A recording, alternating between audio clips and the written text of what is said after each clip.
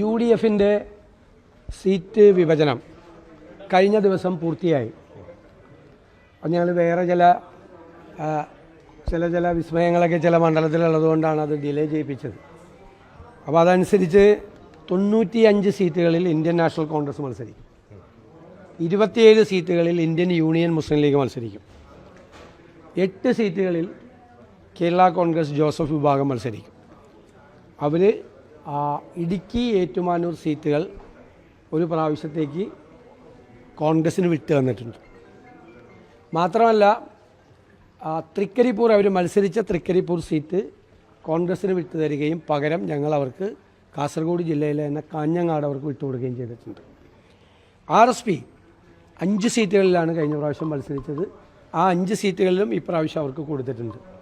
അതിൽ 5ാമത്തെ സീറ്റായ മട്ടന്നൂർ അവർ കഴിഞ്ഞ പ്രാവശ്യം മത്സരിച്ച മട്ടന്നൂർ കോൺഗ്രസ്സിന് വിട്ടു തന്നിട്ടുണ്ട്. അതിന് പകരം അവർക്ക് കൊടുത്തത് പയ്യന്നൂരാണ്.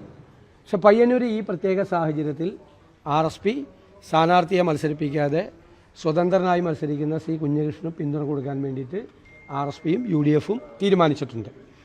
പിന്നെ കേരള കോൺഗ്രസ് ജേക്കബ് വിഭാഗത്തിലെ C. അനൂപ് ജേക്കബിന് പിറവവും, CMBക്ക് തിരുവനന്തപുരവും, KDP C. Mani C. Kappan മത്സരിച്ച് ജയിച്ച പാല അവർക്കും വിട്ടുകൊടുക്കാൻ തീരുമാനമായിട്ടുണ്ട്. RMPക്ക് വടകരയും, തൃണമൂൽ കോൺഗ്രസ്സിന് C. PV അൻവർ ബേപ്പൂരിൽ മത്സരിക്കും. UDFിൻ്റെ സ്ഥാനാർത്ഥിയായി PV അൻവർ ബേപ്പൂരിൽ മത്സരിക്കും. അങ്ങനെ 140 സീറ്റുകളുമാണ് ഇത് ചെയ്തിരിക്കുന്നത്.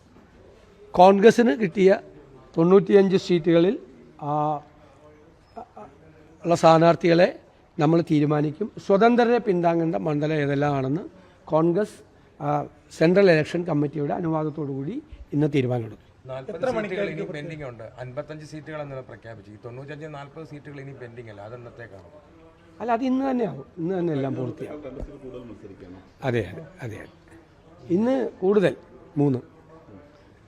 ഇതിൽ ഇപ്പോഴും K. സുധാകരന്റെ കാര്യത്തിലാണ് ഈ തർക്കം എന്നുള്ള നിലയിലാണ്. അല്ല, നിങ്ങൾ എല്ലാ ദിവസവും രാവിലെ തൊട്ട് വാർത്ത കൊടുത്തുകൊണ്ടിരിക്കില്ല. നിങ്ങൾ തന്നെ അതിന്റെ പരിഹാരം ചെയ്യും.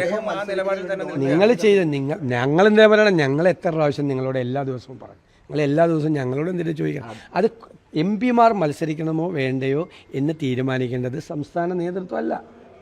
എല്ലാ ദിവസവും നിങ്ങൾ ചോദിക്കുന്നത് എത്ര പ്രാവശ്യം? അല്ല, കേക്ക്, അത് കേന്ദ്ര നേതൃത്വമാണ് തീരുമാനിക്കുന്നത്. കേന്ദ്ര നേതൃത്വം അത് തീരുമാനിച്ച് ഞങ്ങളെ അറിയിക്കും. അപ്പോൾ നിങ്ങളോട് പറയാം. അല്ലല്ല, അതൊക്കെ കേന്ദ്ര നേതൃത്വം എടുക്കേണ്ട തീരുമാനം. അത് അവരാ എടുക്കേണ്ടത്. ഞങ്ങൾ പറഞ്ഞല്ലോ, ഇതിൻ്റെ കാര്യം പറഞ്ഞല്ലോ. UDFന് എന്താണ് കണ്ണൂരിലെ കാര്യം? ഇത് MP-മാർ മത്സരിക്കണമോ വേണ്ടയോ എന്ന് തീരുമാനിക്കേണ്ടത് ഞങ്ങളല്ലല്ലോ.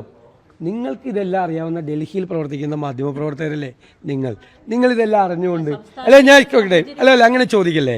VD സതീശനാണോ MP-മാർ മത്സരിക്കണോ വേണ്ടതെന്ന് തീരുമാനിക്കുന്നത്? ആണോ? KPCC പ്രസിഡന്റാണോ തീരുമാനിക്കുന്നത്? MP-മാർ ഉന്നതരായ നേതാക്കളാണ്. അവർ ജനങ്ങൾ തിരഞ്ഞെടുത്ത് പാർലമെൻറ്റിൽ വന്നിരിക്കുന്ന ആളുകളാണ്. അവരെ അസംബ്ലിയിലേക്ക് മത്സരിപ്പിക്കണോ വേണ്ടയോ എന്ന് തീരുമാനിക്കേണ്ടത് കോൺഗ്രസ് ദേശീയ നേതൃത്വം. നിങ്ങൾ ദയവ് ചെയ്ത് ഒരു ചോദ്യത്തിന് എനിക്ക് ഉത്തരം പറയാൻ ഞാൻ അല്ല, നിങ്ങൾ എനിക്ക് ഒരു ചോദ്യവും അതിന് ഉത്തരം പറയാൻ പ്രാപ്തനായ ആളല്ല ഞാൻ അതിന് മറുപടി പറയേണ്ട ആളല്ല. ദയവ് ചെയ്ത് ആ ചോദ്യം നിങ്ങൾ ചോദിക്കരുത്. ഞാൻ അതിന് പ്രാപ്തനായ ആളല്ല. ഞാനല്ല മറുപടി പറയേണ്ടത്. നിങ്ങൾ എന്തിനാണ്? നിങ്ങൾക്ക് ഇതെല്ലാം അറിയാലോ. ഇനി വേറെ എന്തെങ്കിലും ചോദിക്കാനുണ്ടെങ്കിൽ നിങ്ങൾ ചോദിച്ചോ. ഉറപ്പായിട്ടുണ്ടാവില്ലേ? മുഴുവൻ സ്ഥാനാർത്ഥികളെ തീരുമാനിക്കണ്ടേ? ഞങ്ങൾക്ക് തിരിച്ചു പോകണ്ടേ? ഞങ്ങളൊക്കെ മത്സരിക്കുന്ന സ്ഥാനാർത്ഥികളല്ലേ. മാത്രമല്ല അവിടുത്തെ പ്രചരണ കാര്യങ്ങളെല്ലാം നടത്തണ്ടേ?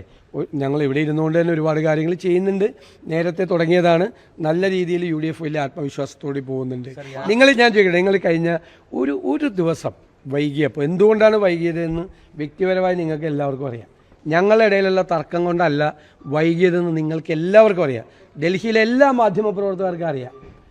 എന്നിട്ട് എല്ലാവർക്കും അറിയാം എന്തുകൊണ്ടാണ് ഒരു ദിവസം വൈകിയെന്ന്. ഒരു ദിവസം 24 മണിക്കൂറിനകം അനൗൺസ് ചെയ്യപ്പെടേണ്ട സ്ഥാനാർത്ഥി ലിസ്റ്റ് ഒരു ദിവസം കൂടി വൈകാനുള്ള കാരണം എന്താണെന്ന് ഞാൻ പറയുന്നില്ല. നിങ്ങൾക്കെല്ലാം ഒരു തർക്കമല്ല. എന്തുകൊണ്ടാണെന്ന് നിങ്ങൾക്ക് എല്ലാവർക്കും അറിയാം. ഇത് അറിഞ്ഞുകൊണ്ട് നിങ്ങൾ എത്ര പേര് കോൺഗ്രസിൽ തർക്കം അതുകൊണ്ട് സ്ഥാനാർത്ഥി ലിസ്റ്റ് വൈകുന്നു എന്നല്ലേ നിങ്ങളെല്ലാം പറഞ്ഞത്? നിങ്ങളെല്ലാവരും അല്ല, കുറേ പേരെങ്കിലും അത് പറഞ്ഞത്. നിങ്ങൾക്കെല്ലാം അറിഞ്ഞുകൊണ്ട് ഈ കോൺഗ്രസ്, നിങ്ങൾക്ക് ഏറ്റവും വലിയ കലാപം നടക്കുന്നത് എവിടെയാണ്? ഒരു കാലത്തും നടക്കാത്ത കലാപം CPM നടക്കുകയാണ്. നിങ്ങൾ എന്നിട്ട് മൈക്രോസ്കോപ്പിക് ലെൻസുമായിട്ട് നിങ്ങളിൽ കുറച്ച് പേര് കോൺഗ്രസിന് എതിയാണ്. രാവിലെ തൊട്ട് തുടങ്ങും ഓരോ കാര്യം, ഇല്ലാത്ത കാര്യങ്ങൾ ആകാശത്ത് പടച്ചുണ്ടാക്കി 2-3 ചാനലുകൾ കൈരളി നമുക്ക് മനസ്സിലാക്കുക CPMൻ്റെ നേതൃത്വത്തിലുള്ള ഒരു ചാനലാണ്. അവർക്ക് അതേ പറ്റുള്ളൂ. അവർ നമ്മൾ കണ്ടു കഴിഞ്ഞാൽ മനസ്സിലാക്കുക. അതുപോലെ നിങ്ങളാകല്ലേ എല്ലാവരും അങ്ങനെ ആകല്ലേ. നിങ്ങൾ കേരളത്തിൽ നടക്കുന്ന കലാപസമാനമായ അന്തരീക്ഷം ഏത് പാർട്ടിയിലാണ് നടക്കുന്നത്? ഏത് പാർട്ടിയില്ല. ഇനി കോൺഗ്രസിൻ്റെ കാര്യം നിങ്ങളെടുത്തോ. നിങ്ങളുടെ മുതിർന്ന ആളുകളോട് നിങ്ങൾ ചോദിക്കുക. അതിൽ മുതിർന്ന ആളുകളിലൂടെ നിൽക്കുന്നുണ്ട്. എല്ലാ പ്രാവശ്യവും കോൺഗ്രസിൻ്റെ സീറ്റ് വിഭജനം നടക്കുന്നതിനേക്കാൾ നിങ്ങൾ നോക്കിക്കോ, 2001, 2006, 11, 16, 21 അതിനേക്കാൾ എത്ര സ്മൂത്തായിട്ടാണ് നടക്കുന്നത്. സമ്മതിച്ചോ? അങ്ങൊരു സീനിയർ മാധ്യമ പ്രവർത്തനമല്ലേ, ഇതൊക്കെ കണ്ടിട്ടുള്ള ആളല്ലേ. ചോദിച്ചു ഇവരോടൊന്നും പറഞ്ഞു കൊടുക്കുക, പുതിയതായി വന്നവരോടൊക്കെ 11 കൊല്ലമൊക്കെ ആയിട്ട് ഇവിടെ നിൽക്കുന്നവരൊക്കെ ഉണ്ട്. ഞാൻ പറയുന്നത് എത്ര സ്മൂത്തായിട്ടാണ്. നിങ്ങളുടെ എന്തായിരുന്നു പണ്ട് ഇവിടത്തേക്ക് ആൾക്കൂട്ടം എന്ന് പറയുന്നത്? എന്തായിരുന്നു ആൾക്കൂട്ടം? ഇങ്ങോട്ട് നിങ്ങൾക്ക് കയറാൻ പറ്റുമായിരുന്നോ? എത്ര സ്മൂത്തായിട്ട് എത്ര ഭംഗിയായിട്ടുമാണ് നടക്കുന്നത്. പിന്നെ ജനാധിപത്യ പാർട്ടിയല്ലേ. മറ്റേ പോക്കറ്റിൽ നിന്ന് പോക്കറ്റിൽ നിന്ന് ലിസ്റ്റ് എടുത്തിട്ട് ഇതാണ് സ്ഥാനാർത്ഥി എന്ന് പ്രഖ്യാപിക്കുന്ന പാർട്ടി അല്ല കോൺഗ്രസ്. അതിൻ്റെയൊക്കെയാണ് ഇപ്പോൾ അനുഭവിച്ചുകൊണ്ടിരിക്കുന്നത്. ഇതാണ് സ്ഥാനാർത്ഥി എന്ന് VD സതീശൻ പോയിട്ട് യോഗത്തിലിരുന്നല്ലേ KPCC പ്രസിഡന്റ് വന്ന് യോഗത്തിലിരുന്ന് ഇതാണ് സ്ഥാനാർത്ഥികൾ എഴുതിയെടുത്തോ എന്ന് പറയുന്ന പാർട്ടിയല്ല കോൺഗ്രസ്. ഒരു സ്ഥാനാർത്ഥിയുടെ പേര് പറഞ്ഞാൽ അതിൻ്റെ മെറിറ്റും ഡീമെറിറ്റും ചർച്ച ചെയ്യും, അങ്ങോട്ടും ഇങ്ങോട്ടും ചർച്ച ചെയ്ത് അവസാനം ഞങ്ങളൊരു സമന്വയത്തിലെത്തും. അങ്ങനെയാണ്. അല്ലാതെ അയാളുടെ ഭാര്യയുടെ സ്ഥാനാർത്ഥി, ഇയാളുടെ മകനോടെ സ്ഥാനാർത്ഥിയാന്ന് പറഞ്ഞിട്ട് പോക്കറ്റിൽ നിന്ന് കൊണ്ടുവരുന്ന പറയുന്ന പാർട്ടിയല്ല. എന്നിട്ട് പോലും എത്ര ജനാധിപത്യ പ്രക്രിയ, ഉൾപാർട്ടി ജനാധിപത്യം എത്ര ഭംഗിയായിട്ട് നടക്കുന്നൊരു പാർട്ടിയാണ്. നിങ്ങളതിനെ അപ്രീഷിയേറ്റ് ചെയ്യും. എന്നിട്ട് അപ്പുറത്ത് നടക്കുന്ന ഏകാധിപത്യപരമായ സ്വഭാവത്തിനെ നടത്തിക്കൊണ്ടിരിക്കുന്ന സ്വഭാവത്തിനെതിരായിട്ടുള്ള കലാപസമാനമായ അന്തരീക്ഷത്തെ നിങ്ങൾ വിലയിരുത്തും. ഞങ്ങൾ അഭിമാനത്തോടെ പറയുന്നു, ടീം UDF ആണ്. Team UDF. ഒരു അലോസരം ചർച്ചയ്ക്കിടയിലുണ്ടായോ? സീറ്റ് വിഭജനത്തിൻ്റെ ഇടയിൽ UDFൻ്റെ ഇടയിൽ ഒരു അലോസരം ഉണ്ടായോ? നിങ്ങൾ എന്തെല്ലാം വാർത്ത എഴുതി? ലീഗ് 5 സീറ്റ് കൂടുതൽ ചോദിക്കും. നിങ്ങൾ പറഞ്ഞില്ലേ, പലരും വാർത്ത കൊടുത്തില്ലേ, ലീഗ് 5 സീറ്റ് കൂടുതൽ ചോദിക്കും. UDF വന്നാൽ ലീഗിന് അപ്രമാദിത്വം, ലീഗ് 5 സീറ്റ് കൂടുതൽ. ലീഗ് 1 സീറ്റ് കൂടുതൽ ചോദിച്ചില്ല. കോൺഗ്രസിനാണ് ഇപ്പോൾ 2 സീറ്റ് കൂടുതൽ കിട്ടിയിരിക്കുന്നത്. ഈ മുന്നണി ലീഡ് ചെയ്യുന്ന കോൺഗ്രസിന് ഒരു പ്രധാനപ്പെട്ട ഘടകകക്ഷി തൽക്കാലത്തേക്കാണെങ്കിലും അവർ 2 സീറ്റ് വിട്ടു വന്നിരിക്കുകയാണ്. കോൺഗ്രസിന് ബലം പ്രയോഗിച്ചെടുത്തൊന്നുമല്ല, 2 സീറ്റ് അവർ വിട്ടു വന്നിരിക്കുകയാണ് കോൺഗ്രസിന്. ഒരു അലോസരം നിങ്ങൾ എവിടെയെങ്കിലും UDFലെ ഒരു ഘടകകക്ഷി എവിടെയെങ്കിലും ഒരു അഭിപ്രായ വ്യത്യാസം പറഞ്ഞ് ഒരു സ്റ്റേറ്റ്മെൻറ്റ് വന്നോ? LDFൽ എത്ര വന്നു?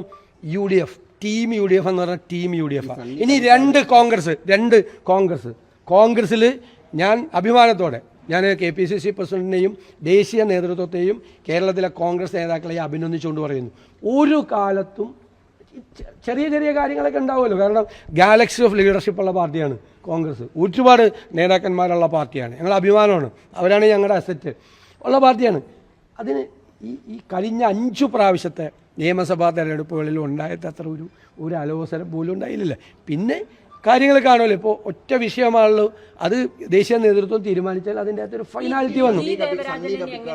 അല്ല, ഞാനത് പ്രത്യേകമായിട്ട് പരാമർശിച്ചു. അദ്ദേഹത്തിന് അവരുടെ ഫോർവേഡ് ബ്ലോക്കിന് ചാത്തന്നൂർ സീറ്റ് കൊടുത്തു. അവർ പാർട്ടിയും അത് പരിശോധിച്ചതിന് ശേഷം അവിടെ കോൺഗ്രസ് മത്സരിക്കുന്നതാണ് നല്ലത് എന്ന് പറഞ്ഞ് തിരിച്ചു തന്നു. തീർച്ചയായിട്ടും ഫോർവേഡ് ബ്ലോക്കിനോട് ശ്രീ ദേവരാജനോട് ഞങ്ങൾ നന്ദി പറയുന്നു. UDF എന്തായാലും അധികാരത്തിൽ വരുമ്പോഴും ഒരു മുന്നണി എന്നുള്ള നിലയിൽ നിൽക്കുമ്പോഴും കോൺഗ്രസ് പാർട്ടിക്ക് അക്കാര്യത്തിൽ പൂർണ്ണമായ ഉത്തരവാദിത്വമുണ്ട്. ഫോർവേഡ് ബ്ലോക്കിനോട് ഞങ്ങൾ പൂർണ്ണമായ നീതി പുലർത്തും. വാക്കാണ്.